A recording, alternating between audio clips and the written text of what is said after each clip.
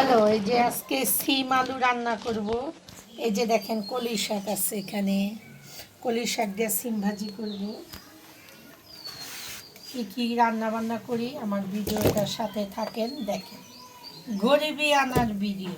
এখানে আছে আলু, সিম, হ্যাঁ, পেঁয়াজ, রসুন। এটা রসুন, আমরা সবসময় এই যে আটিকি বেশি শাক, কলই শাক, কলমি এটা শাক।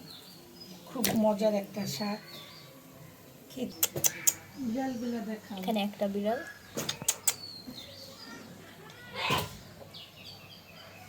আমার মতন পেঁয়াজ এরকম কাইটটা, রসুন কাইটটা ভালো করে ধুইয়া তারপরে কাটবেন।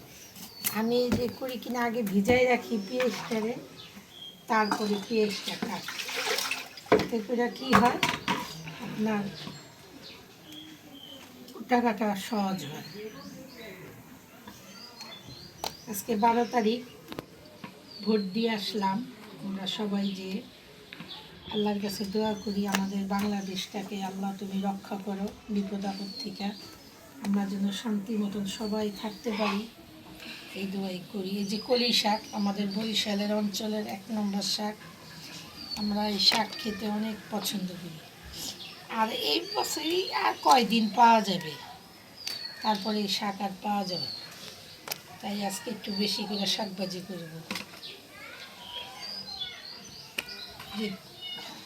শুটকি ভুনাও করবো আজকে। আজকে রিঠা মাছ রানবো, শুটকি ভুনা করব।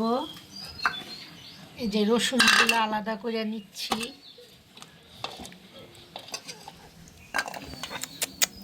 দুধ মাখা ভাত, চিনি আমাদের ঘরের রাজা। দেখছেন চোখটা একটু ভালো হয়েছে আগের চেয়েও।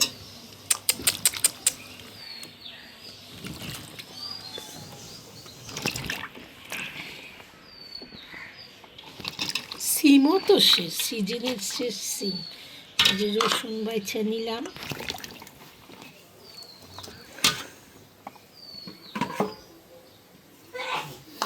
এই যে আলুগুলা, শব্দ শুনছো না?